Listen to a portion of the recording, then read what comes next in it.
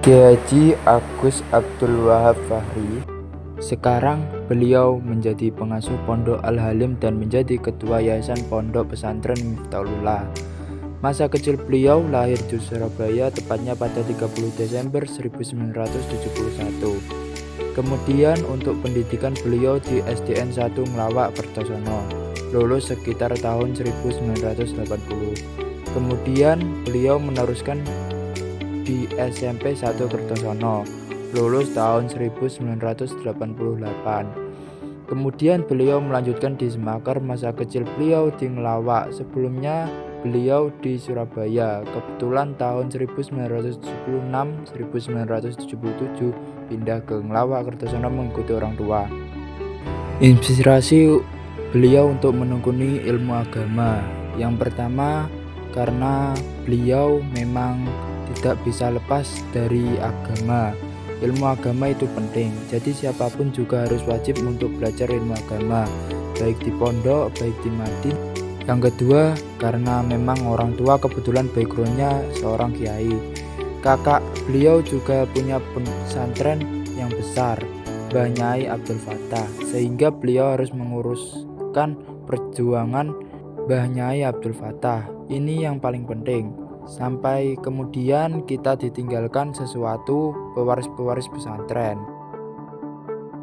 Beliau menampung ilmu agama mulai kecil dari orang tua, belajar Al-Quran, belajar fikih praktis, kemudian agak dewasa belajar di Pondok Nglawak. Guru beliau banyak sekali. Kemudian setelah beliau keluar dari Nglawak, melanjutkan pendidikan kuliah di Malang. Dan guru beliau yang berpengaruh, yang pertama tentu orang tua, yang kedua adalah Bayi Marzuki Mahfud, yang ketiga Yai Marzuki Mas Tamar, guru beliau ketika di Pondok Nglawak. Beliau tidak membangun pondok pesantren, tapi meneruskan. Yang membangun ini kakek beliau sekitar akhir tahun 1930. Hidup ini ada ujian, ada tantangan. Maka tantangan juga sama, tapi tantangan yang paling besar adalah diri beliau sendiri. Tantangan menurut beliau itu ada nafsu sendiri, bagaimana ketika malas, ketika bagian menghadapi kejenuhan. Momen yang berkesan beliau itu ketika santri atau anak-anak beliau itu kemudian bisa menjadi orang. Maksudnya orang itu sekarang sudah bisa berhasil walaupun dengan bedanya masing-masing. Kita harus jadi kiai. Momen yang paling besar ketika seorang santri, dia bisa memberikan manfaat kepada orang lain, baik keluarganya, baik masyarakat yang lain, itu luar biasa. Artinya bahwa ilmu yang beliau sampaikan itu menjadi ilmu yang paling manfaat. Tokoh yang paling menginspirasi beliau yang pertama, Kanjeng Nabi itu adalah sabarnya, ketokohannya, teguhnya, istiqomahnya. Selain Kanjeng Nabi tentu guru beliau. Pandangan beliau tentang perubahan generasi santri zaman dulu dan sekarang, jadi memang perubahan zaman itu kan hal yang bisa dan tidak bisa kita acuhkan. Mau tidak mau kita berubah. Cuman bagaimana agar perubahan itu membawa nilai-nilai positif? Perubahan itu mesti membawa nilai positif dan negatif. Efek negatif bisa kita kecilkan, kita bisa hilangi, kita bisa kurangi. Contohnya seperti banyaknya adanya media. Dulu itu pembelajaran dengan tulis dan buku, dan sekarang tidak ada, semua dengan media.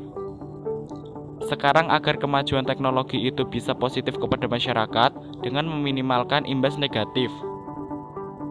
Dan yang paling penting, kita tidak lepas dari melestarikan, mempertahankan nilai-nilai yang bagus dulu. Sopan santun, krama bahasa, krama inggil, dan mengambil nilai-nilai yang lebih bagus. Nilai hidup yang selalu beliau pegang sampai hari ini seperti yang disampaikan yai beliau, yang menyitir hadis sebagus-bagus manusia menurut Allah adalah yang paling bermanfaat bagi semuanya. Orang yang paling bagus menurut Allah adalah orang yang paling bermanfaat bagi sesamanya, bukan yang paling pandai, bukan yang paling kaya, bukan yang paling viral, tapi yang paling bermanfaat. Dan ini artinya kalau kita untuk bermanfaat berarti kita harus punya potensi. Pesan beliau untuk generasi muda sekarang adalah tetap istiqomah dalam kebijakan dan bersikap akhlakul karimah.